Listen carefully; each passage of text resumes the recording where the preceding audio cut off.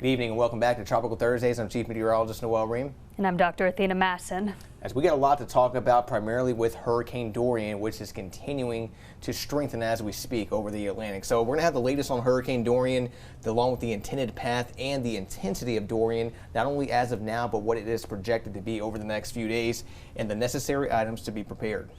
So just yesterday afternoon, Governor Ron DeSantis has issued a state of emergency for the state of Florida. They usually do this a couple of days before an impending disaster. So this declaration authorizes the governor to speed state agency assistance to communities in need. It also enables him to make resources immediately available to rescue, evacuate, shelter, and provide essential commodities such as heating fuel, food, and maybe even hotel costs for those who are going to be in that direct impact. So things are starting to finally heat up across the Atlantic. We had Chantel, we now have Dorian out of Category 1, and we had Aaron, which is still kind of holding on, but was eventually a tropical storm just a few days ago. Yes, and Aaron has since weakened and transitioned into an extratropical cyclone, but all eyes now focused on Dorian, likely to be our first major hurricane of the 2019 hurricane season. And September is just a few days away now, so we are closing in on that peak of hurricane season. Hurricane Dorian at a Category 1 hurricane strength right now. Winds up to 85 miles per hour with the latest advisory. It will continue to track northwest, folks, at about 13 miles per hour. There's a look at that pressure at 986 millibars. I'm going to Athena talk about where this is going to be potentially headed towards. Now, just yesterday, Dorian, as a tropical storm, was over the island of Puerto Rico and the U.S. and British Virgin Islands. And even still, it's 24 hours past when it did impact this area, but we're still seeing that tail end of Dorian bringing heavy amounts of wind to Puerto Rico. Yeah. Since then, though, moving more on a westward track, west-northwest. Category 1 right now, wind speeds 85 miles per hour. Pressure starting to lower even more, 986 millibars at this time. Generally, when we see the pressure begin to lower, that's a strengthening with hurricanes, and we can see those wind speeds start to rise up. But Category 3, a major hurricane expected by Saturday. And what I'm noticing right now, even just watching this continue to go back and forth, is it's trying to become more symmetrical in nature. And what this means is when it becomes more symmetrical, it is a big indicator that this is strengthening. It is now moving over those warm Atlantic waters, and it's going to strengthen so rapidly. It could become a Category 3 by as early as Saturday afternoon at 125 mile per hour winds. It will skirt parts of the Bahamas. This land interaction will be the best news for us. Now, going over the Bahama Islands as a Category 3, possibly even a Category 4. Going over any land interaction at this point could cut off some of the energy with that hurricane, maybe weaken it just slightly before impacting the east coast of Florida. We do definitely need some interaction, something in order to stop this, because right now models all in agreement at this point. We're possibly dealing with a major Category 4 hurricane. Right, and you talk about the spaghetti model plot showing right here, folks.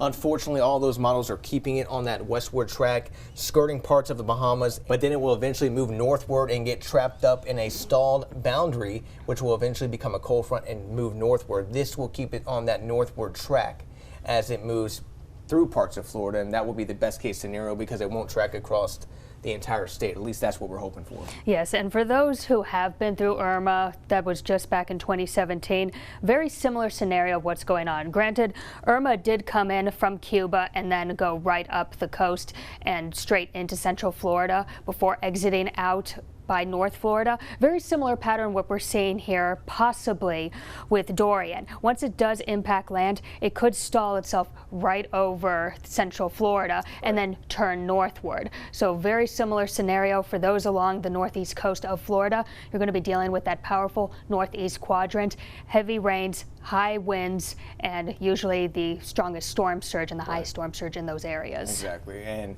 just keep in mind, folks, hurricanes also do have the potential for tornadoes, and that's another thing that we have to factor in as we move forward, at least into your Labor Day weekend.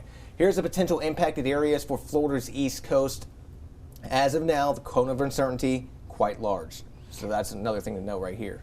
And we'll see this shrink as the days progress and we get closer to this event. This is typically what we see with all of the cone of uncertainties when we are looking at forecasting hurricanes. But right now, the whole state of Florida, even parts of southern Georgia, still within this cone of uncertainty.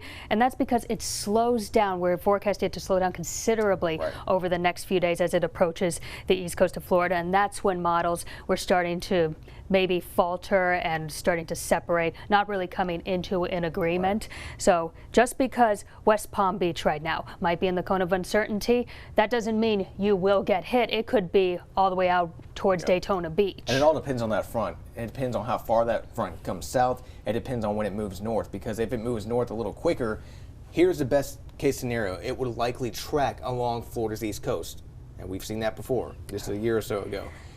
But as of now, this will likely be a Category 4 hurricane, potentially between Fort Pierce and Melbourne. Once again, potentially. That is the big word I'm saying right now, because the cone of uncertainty is quite large, and we are still just a few days away to figure out what's going to be happening. Now, hurricane hunters, they have been in this storm since yesterday, flying 24/7 through this storm, trying to pick up any amount of data possible. What they do is that they go through the 4 quadrants of the storm, and they drop what are known as dropsondes, and they are calculating winds, pressure, and even sea wave heights. And this is then transferred back to the National Hurricane Center, compiled together, and that's where we get our categories 1 through 5 based on the wind speed. But right now, just had a reconnaissance flight, now returning back to the Tampa area. And the fun fact is that this is the first flight with 3 women pilots. Amazing. 2 more flights, one that has flown right back out of Lakeland and one that has flown right back out of Miami. So they're kind of just doing one back to back to back to back to make sure that they get the best results as possible. So usually what would happen is that once an aircraft is leaving the scene, the next aircraft is just arriving on the scene. And this happens 24/7 until that hurricane makes landfall. They will continue to do this well into the weekend. Definitely a lot of dedication for those folks who are flying those aircraft. Temperatures right now, quite warm. Still seeing temperatures above 80 degrees out towards parts of the Atlantic. Now we need temperatures at least above 80 degrees to continue to allow strengthening. This will definitely occur because waters will become warmer as it continues to track out towards parts of the Bahamas. And we're expecting it to just remain to the north and east of the Bahamas, so right over those 81-degree waters, and then prime conditions 84 degrees waters right before impact. And the wind shear is another thing we would look at as we determine how quickly this tropical system will strengthen. That is Hurricane Dorian that I'm talking about. There it is right now. There's that current location. Here is a look at that cone. Now the cone is showing that it will encounter eventually some moderate wind shear. What this means is this will be the best case scenario for us.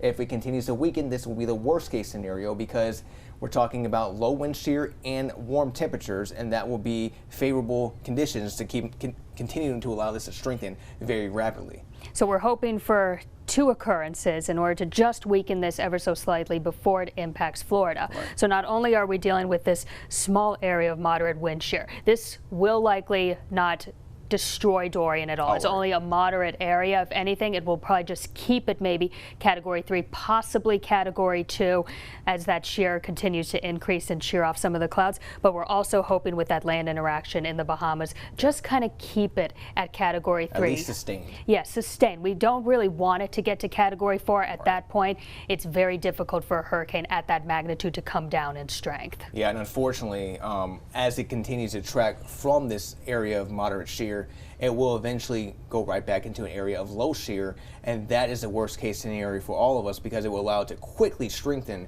as it moves out towards the east coast of Florida. It's almost like a hiccup for a hurricane when it's undergoing an eye wall replacement cycle. So it's trying to breathe in as much energy and air that it possibly can in order to reform itself. And what we did see just last year with Hurricane Michael as it made impact in Mexico Beach, Florida, right along the Panhandle, Hurricane Michael did undergo an eye wall replacement cycle just before it impacted land, going from a Category 4 to an immediate low-end Category 5. So devastating for them. We do not want to see that, especially along the east coast of Florida. Definitely do not want to see it for sure. But folks, you have to get prepared. It's never too early to get prepared. Matter of fact, by this point, it's almost too late to get prepared. Water is already out of most stores across the state of Florida. Yes, because we both have family in Florida, and they've been preparing. We've been making them prepare all week pretty much, and we get reports in from them saying, hey, we went to Walmart, Target, Publix. They're all out of water. Yeah, the essentials are gone, unfortunately, and if you could find a store to get that water and the essentials that you need, that is the best bet that you can do right now because it is almost getting too late. Labor Day weekend is right around the corner. I mean, it's this weekend, folks. What you want is 1 gallon of drinking water per day per person. That is a lot of water. That's why water is flying off the shelf right now, because you just don't know with this kind of strong hurricane and the impacts it will have. First aid kit with at least 2 weeks of medication, non-perishable foods, meaning canned goods, nuts, or even energy bars or protein shakes or whatsoever that you can quickly make and not have to use your electricity to make so. Yes, and don't forget about your pets. They do require food as well as water. Use the same exact scenario, 1 gallon of drinking water per day per pet. So stock up on that water, plus the baby essentials. Make sure you have sanitation products. And even if you are evacuating to a shelter, make sure that your children are comfortable there. It's a very scary time for many people. Bring their favorite blanket, a toy, just something to keep them calm. Coloring books, video games, whatever you can do. Yes. Fuel up, have cash, and grab important documents. So grab your insurance, an electric bill, possibly even a water bill, and your license, because what's likely going to happen once this hurricane impacts, there's going to be areas that are flooded out, probably can't access for weeks. So when you're trying to return home, the National Guard will not let you in unless you have a valid ID and proof that you do live there. Right. And finally, sleeping bag, toolkit, flashlight, and extra batteries. Bring a lot of extra batteries, not only for your flashlight, but also your phone charger. Help charge your phones, your laptop, any sort of way in order to keep your electronic devices operating, because we could be, some of these areas could be without electricity for possibly weeks. Yeah, unfortunately, and even with Irma, it came through and affected my home and my family. We didn't have power for 2 weeks until I actually moved towards the state of Texas, and that just tells you on how powerful these systems could be as they move ashore. Even as a Category 1 hurricane, on how much devastation and how long it actually takes to get that electricity back to those folks across the state of Florida.